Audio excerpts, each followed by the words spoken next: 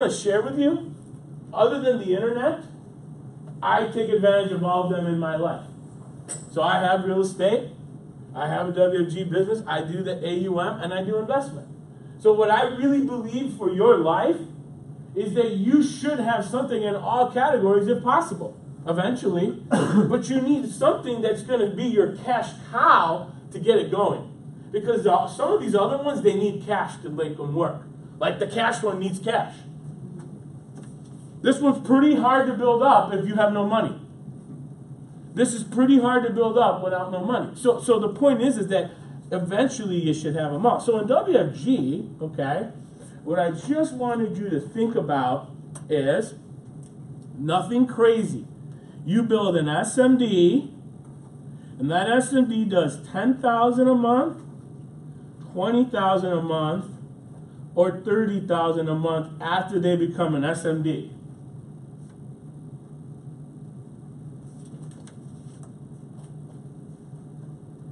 Everybody follow me so far? Yep.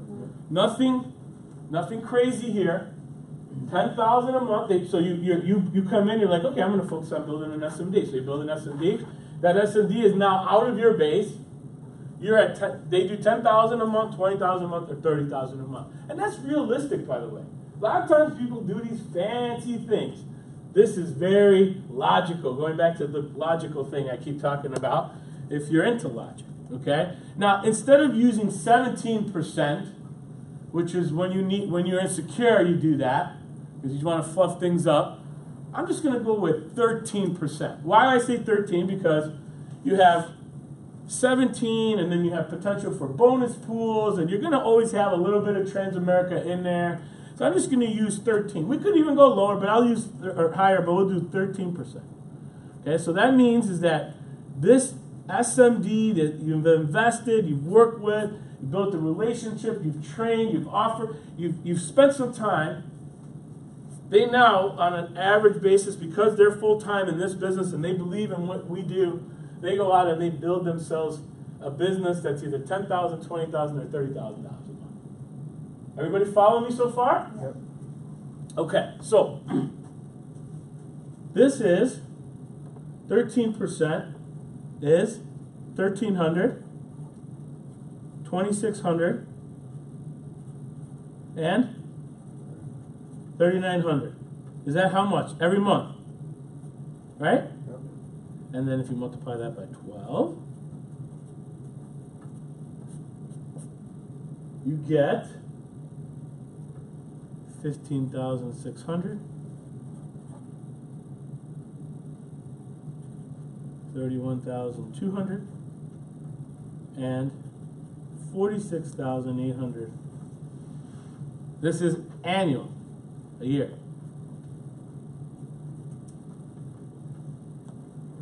Does everybody understand where I get my math? Yep. Does everybody understand where I got the 13% from? Yep. Yep. I just, instead of 17 or 12, I didn't want to exaggerate it. But I didn't want to not include anything. So I said 1%. So average of 13%. You hit 100,000, you get a 3.5. It could be way more than that. Okay. If you do this a certain way, you really could be closer to 20%. But I'm not going to even. I don't want to exaggerate any of that. These are amounts that. So what I'm saying to you is, what is the average Social Security payment in this country? It's about $1,250, $1,300 a month. What I'm trying to say to you is that if you built one SMD, it's like adding a Social Security payment for, well, somebody who's 65. Would they want to, would they know one friend that maybe would want to get in this industry that maybe isn't where they're at?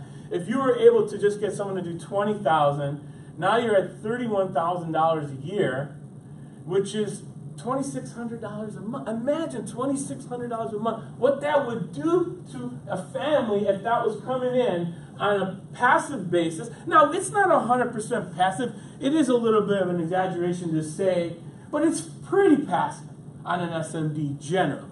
Okay? Now, freedom of time. Are you getting that for your $1,500 a month on override? Mission, you're helping somebody else. Passive income on autopilot. Well, autopilot, depending on if they're really full time, it's, oh, do you know how you get autopilot? Make it their full-time income. They have no other income coming in. All of a sudden, these amounts start becoming much more predictable. The biggest challenge I see a lot is that people continue to perpetuate only the part-time model, which is, don't misunderstand me, it's the best way to start. But you don't want to stay part-time. And you definitely don't want a team of part-timers if you ever want to be able to understand anything that I'm talking about right now. Because these amounts are zero predictability if they have another job. There's zero. I'm just being honest. I mean, I can tell you it's not that way, and it's really different, and my God, they don't know. The reality is that if this person is not full-time, ask anybody who's tried it, it is almost impossible to predict. Because I'll tell you this, a full-timer might have a bad month, 2 bad months, but eventually they're going to have to correct the problem. Otherwise, they're not going to be full-time, right? But if you've built the right kind of a business, this is very predictable. Now, here's what I just want you to think about, okay? Now, if I want to go back up here to investment world, okay? What I want to understand is how much money do I need to be able to do this same thing? Because I'm saying, you know what, I don't really want to deal with trying to build an SMD. That's annoying, okay? All right, well then, if you could just save this amount, then you don't need to build an SMD. So, what do we talk about in the blue book?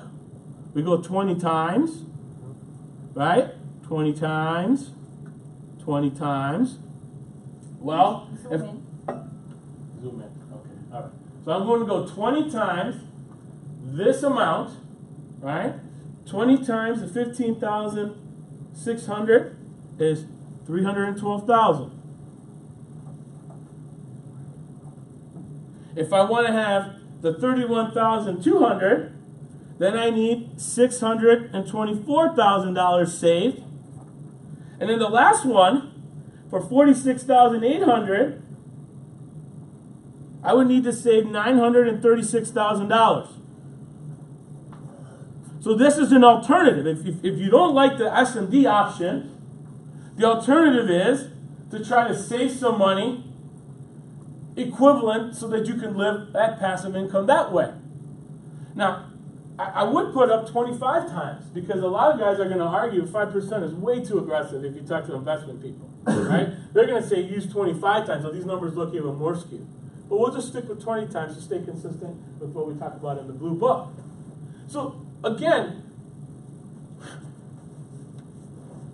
folks, I know this is tough to deal with people and their garbage, you know, the way they treat you and backs. I mean, the stuff people will do, man, we'll have a class another day about that. So we need drinks at that class, okay? The things that happen are beyond anything you could ever imagine. But if you're from the northwest side of Chicago and your dad and mom never made more than 55 grand combined income, where I come from, it's pretty hard to envision yourself saving these amounts of money. So now we have something that's pretty awesome. We have the ability now, and we didn't have this when I joined, is to build another kind of a passive income through AUM. All right? And this really opened my eyes. This is new to me. I don't profess to be an expert. But what I wanted to figure out was if I wanted to generate $15,600, how much assets under management is another way I could do it. If I don't want to, let's say I don't want to build a team. I'm like, I hate people, all right? But I don't know how you can hate people because you got to get a lot of customers. So you like people, you just don't like leading people. That's different. Don't say you hate people. You hate leading people. That's different, okay? All right? So AUM, look, what's it going to take? So what I figured out was it's not that hard to do, all right? If you want to calculate it, you just take the annual income and you divide it by 0.0065. Okay, that's an S&D contract. I don't even want to talk to you about any other contracts because they don't matter if you want to be in this game. Okay? This whole conversation is about being an SMD. All right? And so if you wanted to have 15,600, which is equivalent to what we're getting here, but now we're just like, I don't want to build a team, no SMD. I want to work by myself financial group. That's the name of your business, by myself group. And it's not even a group. It's just you go into the office, right? And you're all alone, but that's okay. By the way, I would love about 100 people like this. I would love them. Okay?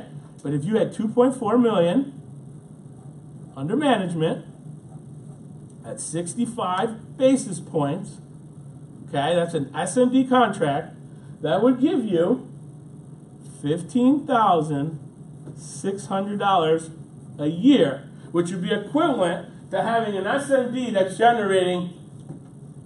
So an SMD at 10,000 points a month is equivalent to 2.4 million of AUM. For the logical people, you love what I just said. Maybe you don't. All right? 4.8 million will generate 65 basis points. That will generate 31,200. So if you could get an SMD to consistently put up 20,000 points a month, that's the same as having 4.8 million under management. Take your pick. Maybe you want to get to 4.8. I don't think there's anything wrong if you want to get to 4.8. But I'm just saying, that's a lot of customers to 4.8. Maybe you can get 10 to have 480,000 each. Please let me know how to do that. I would love to join you and get some training on that. I haven't been able to figure that out yet, but I'm working on it. All right? And it is possible. A lot of people do it. So I don't say that as a joke. It can be done. All right? And then you have, if I want to get 46,800 a year, that would be equivalent to 7.2 million.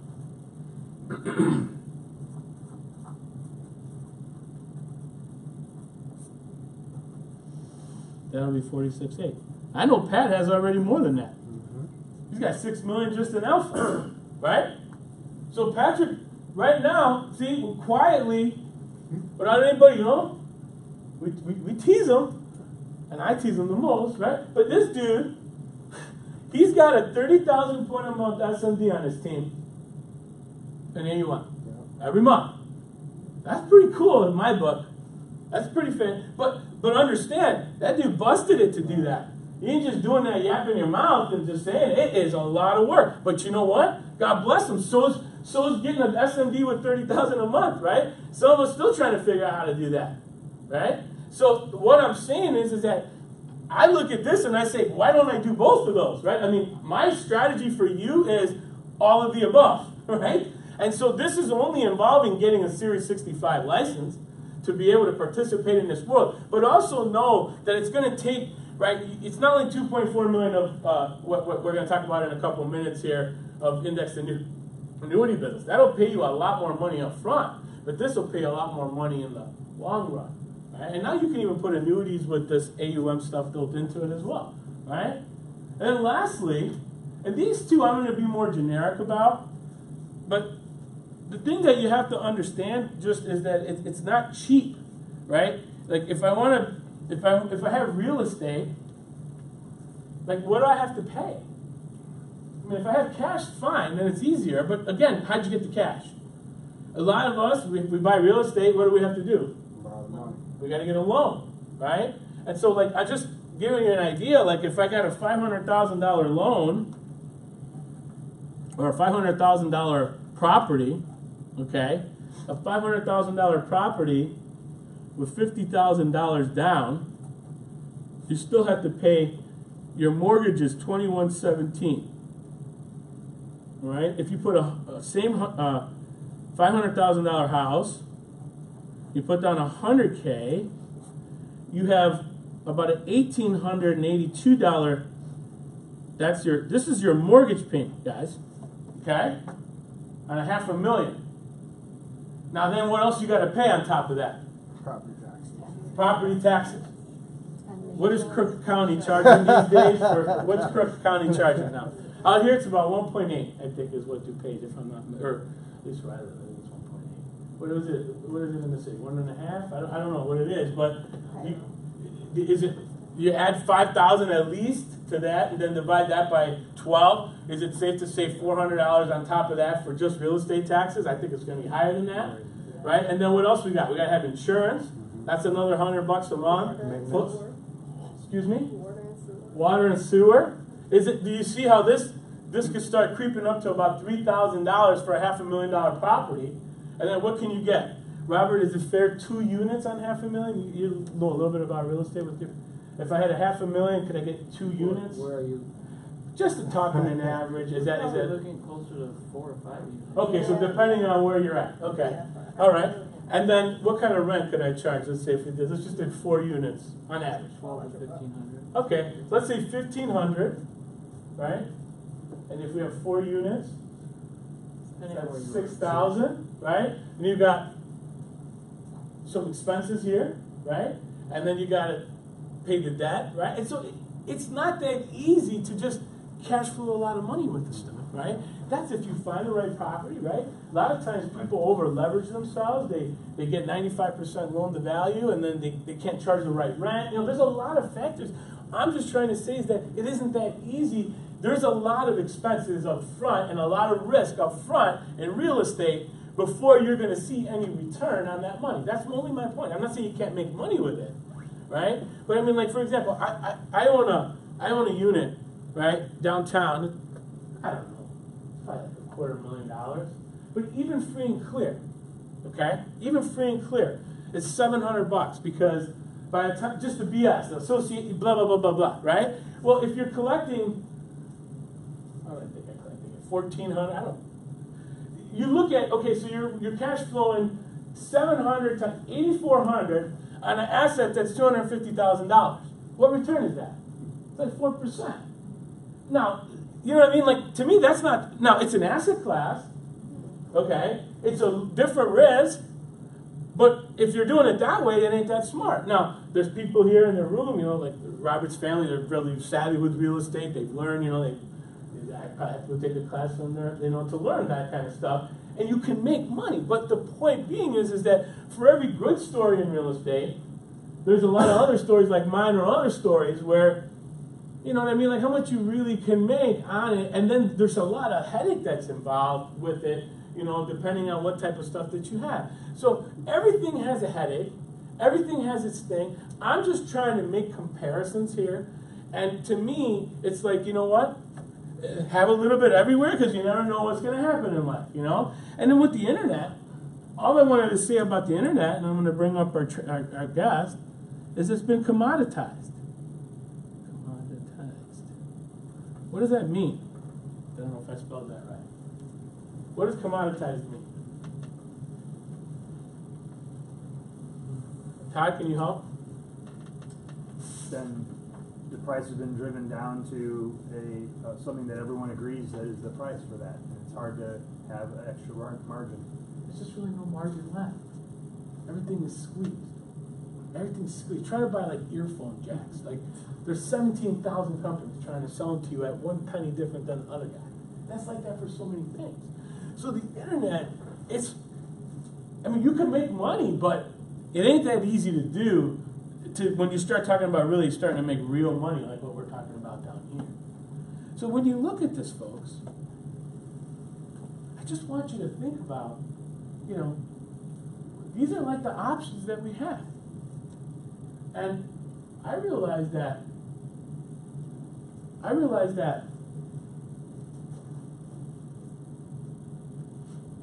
this may be tough, but as far as I'm concerned, my personal opinion, the other ones are tougher.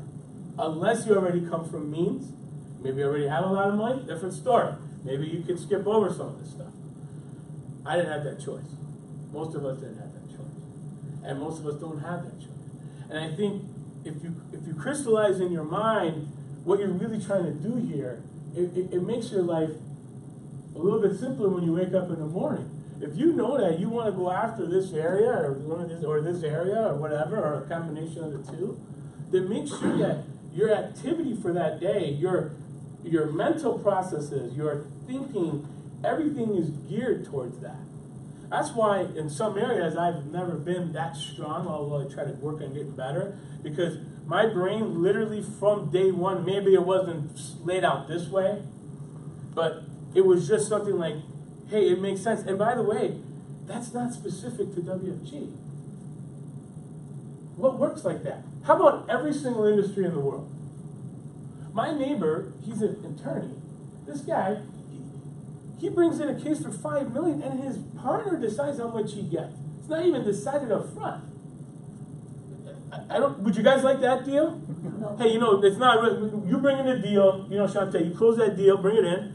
How many points is it? 10,000? Yeah, I give you 15% on that one. But that's how this. My neighbor's a pretty smart dude, right? Architecture firms. How do you think they work?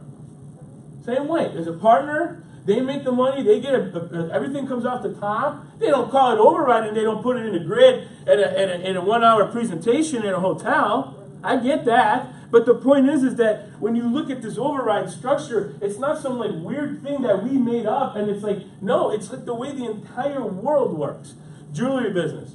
You think the jewelry manager doesn't get a spiff off of what the territory does? Everybody does. My friend, he works for Eli Lilly, one of my neighbors. He's got big pharma selling, he does cancer drugs now. Do you think he doesn't get an override off of what the doctors are selling? You think his boss doesn't get an override on him? Of course he does. But the question is how the hell do I get into Eli Lilly and become a senior pharma salesman and getting overrides on cancer doctors? I can't. Maybe in like 25 years after I like build up my credentials. Or, you know, I wake up in the morning and I say, hey man, the world, people are frustrated. People are pissed off. People are looking for higher contract, full-time income. They want to be an entrepreneur. They'd like trips, bonuses, recognition. And they probably know about 10 people, one of them being a leader. They would really want to do something to change their life. How else do you explain a guy like Brett Diggins goes out, becomes an engineer, goes gets his master's, studies for 2 years for his engineering exam, passes the exam, and then a couple of months later says, I'm going to go into financial services and try to explain that one to your family. He needs to bring the grid training to his family and show him at the conference, tell him, explain the differences and why he's here. Because I promise you, one of the reasons is that. Now, the mission and all those other things, of course, right? Doing the right thing, of course. I mean, you know, sometimes I feel like, you know, if we're at the point that we're not even at the understanding that we got to do the right thing, you know, of course we have to do the right thing. Never compromise your values. But understand, we got something here, folks, that nobody has, okay? And now we got 2 businesses that nobody has. And really, if you really want to argue, you can say that renewals is another way of making passive income that we don't really talk about. I mean, it's a smaller number, but I guarantee if those of us have been here a while, we look at our renewals, I bet you they're starting to get serious for a lot of us, right? So we've got something amazing. And I just want you to have the right perspective every day as you walk out of here, right?